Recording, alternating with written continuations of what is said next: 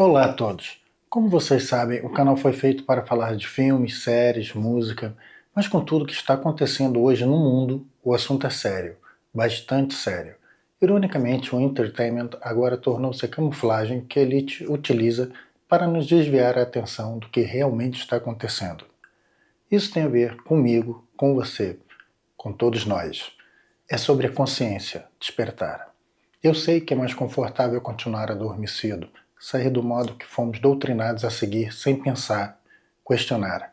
A princípio, é um pouco assustador, mas a alternativa não é promissora. Irei partilhar no Wake Up assuntos que têm um impacto no nosso modo de vida. Caso queiram que eu desenvolva mais, escrevam nos comentários. Peço a todos que partilhem este vídeo, comentem e se questionem.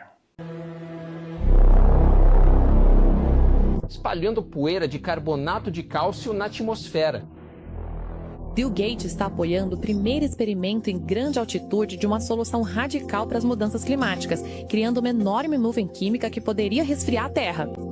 Isso se chama geoengenharia solar e é altamente controverso. Seria mais ou menos assim. Milhares de aviões voariam em altitudes muito elevadas e usariam bicos para injetar milhões de toneladas de partículas refletoras de luz na estratosfera. Isso criaria uma fina nuvem química dessas partículas ao redor de todo o planeta, bloqueando parte da luz solar de chegar à superfície. Seria como imitar uma grande erupção vulcânica, que sabemos que resfria a Terra. Agora ele está mudando o planeta sozinho. Isso não é só sobre o quintal dele em Seattle. Isso é sobre o seu quintal. I would not intentionally spray my children or family with toxic aerosols, but as you must know, 80% or better do not have any family or children. I have contacted the Virginia Pollution Control Board, National Weather Service, Oceana and Dam Neck military bases, NOAA, NASA, the Department of Defense, Brookhaven National Laboratory, the Department of Energy, the Department of Homeland Security, FEMA, the Health Department, the Department of Travel, countless federal agents and operators, the Virginia Beach Police Department, and even the White House, all to no avail. Indigo pilots are chosen from the top ranks within the Air Force, Navy, and Coast Guard. Most of the pilots are, quote, hardened to humanity, unquote, and could care less about killing off unwanted or leeching aspects of America and the world. I swear to you, the majority of the pilots are like machines. I call them tanker terminators. We are paid more than any other pilot for our service, other than Air Force One pilots who make as much or more and are kept in a dark secret world for their own protection. There is a rising international concern about the existence of airborne chemical spraying, bolstered by a growing body of scientific evidence. What is in the air that we are breathing?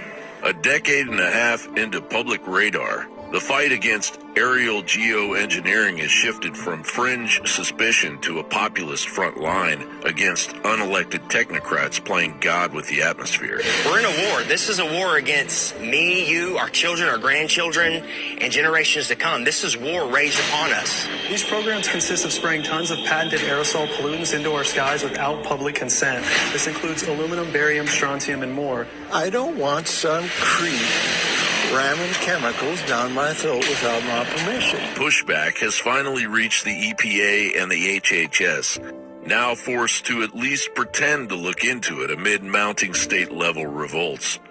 The Environmental Protection Agency established public reporting systems and launched dedicated web resources on contrails and geoengineering, claiming total transparency. In the case of stratospheric aerosol injection, it's not like it's thoroughly studied, it's approved, it's trusted.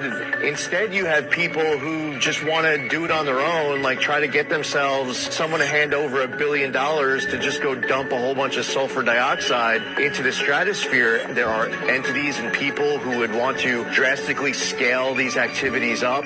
In multiple states, including Florida, Tennessee, and Montana, legislation passed or advanced outright prohibiting weather modification and geoengineering, with bills in over a dozen other states demanding investigations into suspected atmospheric tampering. A federal Clear Skies Act proposal seeks to ban such activities nationwide, complete with EPA-led probes into public complaints. This geoengineering where they're dropping nano aluminum from the atmosphere, and it goes into the nose, it goes directly into the brain, and it goes to the part of the brain that is most affected in Alzheimer's disease. I warned of that. I said, if you do that, they're going to have increased Parkinson's and Alzheimer's, and both have increased significantly since they've been doing this on a large scale. You're not sick, you're being poisoned. Have you had ringing in your ears and muffled ears? There might be a reason why. As many Americans today, with the heat wave and, the fake heat wave, I'm out here playing with my son, have the ringing in my ears, and then I have to look up at this shit, knowing that my son has to live with this shit and grow up with it. The problem is, we have half the country, half the world not understanding what this is because of whatever you want to call it, right? And we're not going to be able to do anything until we have more of a consensus and understanding that we are being poisoned on a daily basis. And that's why people like myself and many others are speaking out on this. Because this is not some fringe conspiracy theory. It's right in our faces. It's a very serious thing. And until we get more people understanding, and that's what it is, understanding, we're going to continue this pattern of craziness. Let's go.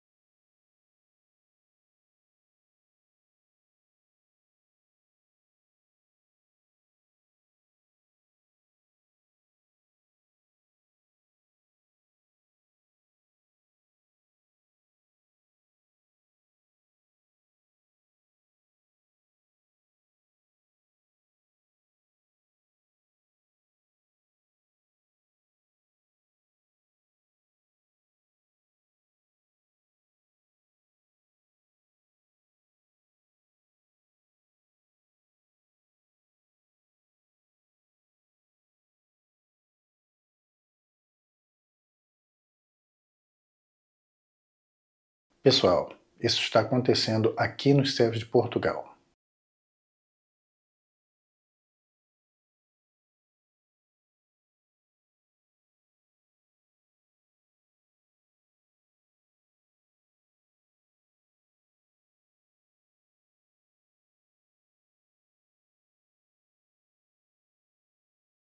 Isso não é uma teoria, é um fato.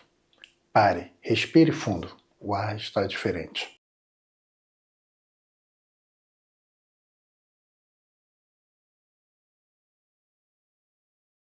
My name is Kristen Megan, and for 23 years, I have worked as a senior industrial hygienist, which is an occupational environmental health and safety professional. And I spent 9 years on active duty working in bioenvironmental engineering in the Air Force. I have to engineer out so many hazards that involve chemicals, heavy metals from an inhalation, ingestion, and contact hazard. After watching a documentary and hearing about chemtrails, I thought that was the most ridiculous thing ever because I work in a field where I have to protect community and environmental health. And I knew the health impacts if what was claimed to be was actually being dispersed on our vegetation and we were inhaling it and being displaced on our food. So in my journey to try to debunk this, that is when my whole world changed. I raised my right hand and I took an oath to the Constitution to hopefully do something meaningful with my life. 19 years old, unsure what I wanted to do. So I enlisted in the U.S. Air Force. I want to say around 2006, I started kind of opening my eyes to how the military wasn't really what I thought it was. And people approached me knowing what I did for a living and said, "Have you ever heard of chemtrails?" Well, I hadn't. I went online and I looked at chemtrails. I saw a lot of, debunking, a lot of sites that were just kind of calling it a conspiracy theory. And I thought, well, geez, this is what I do for a living. Preventive health, making sure that people are not getting sick, especially in the workplace, and by things that we're doing that can affect, human health and the environment. I didn't debunk it. It literally changed my life. It's not easy standing here and telling my story. One day I was going through that computer system, which if you want to look it up, it's called an Air Force Form 3952. It is the approval of hazardous materials. I was finding tons and tons of large quantities of aluminum, barium, strontium in the forms of oxides and sulfates. So I asked the question, what is this being used for? I never got an answer, so I didn't approve it. And it sat there. And then the heat came down. Why aren't you? Are you behind on your 3952s? Only a select few of us did that. So I started asking questions. And at that point, my demonization began. I made my rank. I was decorated. I was a non-commissioned officer of the quarter. I won lots of awards. I had no reason for anyone to attempt to demonize me. When I started asking the question again under a new commander, I never in my life thought I would have somebody look me in the face and tell me, I am questioning you. Is there something wrong with you? You've been looking really depressed lately. You know I can put you under mental evaluation for up to 120 days. Who would take care of your daughter? Because I was divorced at the time. As soon as I heard that, I knew. It validated everything I ever thought. And I thought, I've spent 9 years of my life trying to protect human health, and here we are violating law after law after law. Just sitting here, instead of protecting the people, we are poisoning the people. And I've never got up so much courage from that fear of being thrown in a cage, because when you're in the military, folks, you're a number. You are a number, and every aspect of your life is controlled. I was so lucky that my enlistment was coming up and I was supposed to re-enlist. I ran and did not look back. And I have been blowing the whistle and shouting ever since. And I left October 27th, 2010.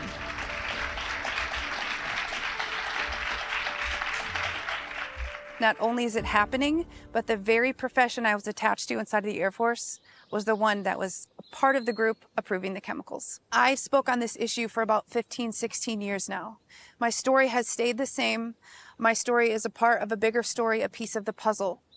But I tell you what is happening lately, and what has happened over the years, more people can't deny what they're seeing. I came here to California in 1981, and the first thing I said is, holy cow, your jets sure last a long time up here, don't they?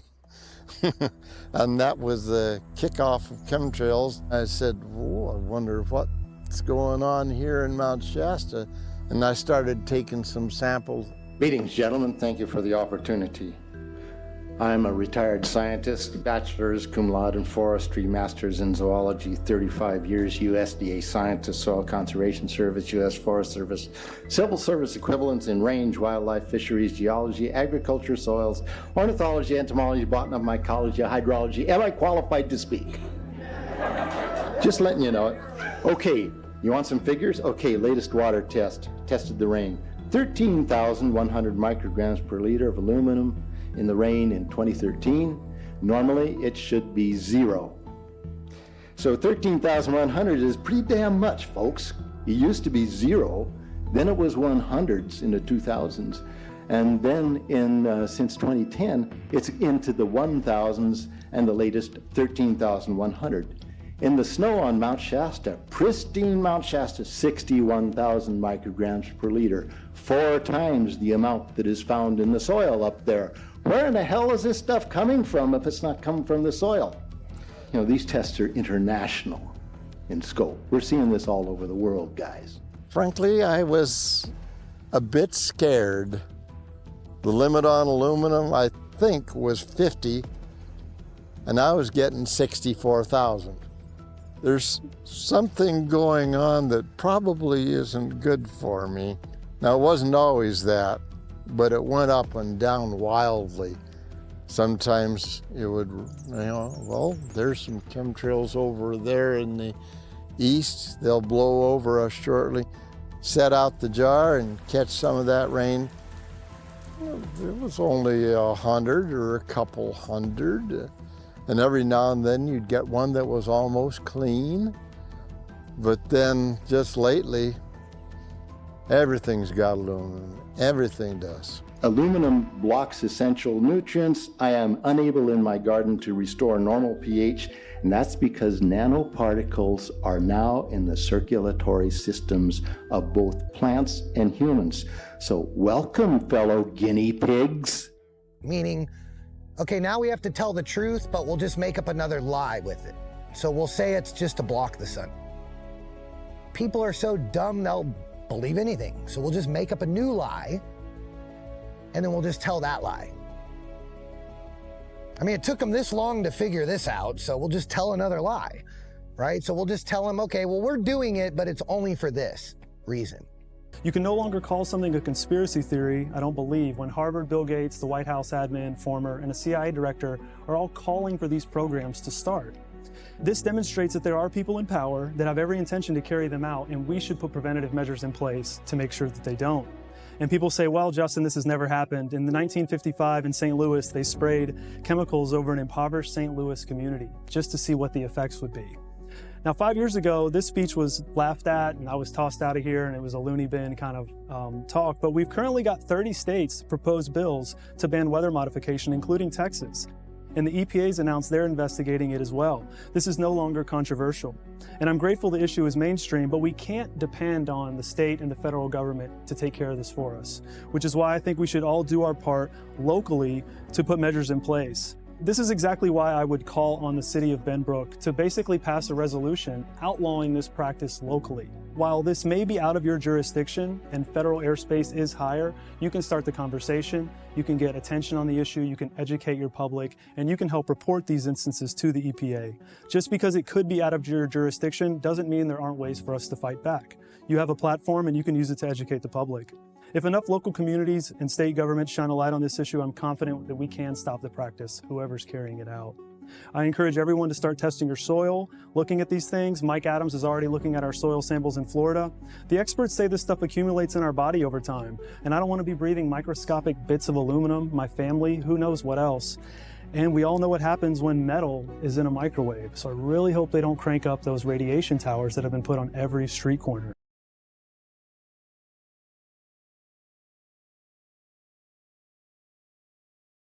Eles estão fazendo isso no mundo todo. Muitas pessoas já estão a perceber e começaram a se questionar. E a resposta foi que estão a nos proteger do sol, nos envenenando. De novo.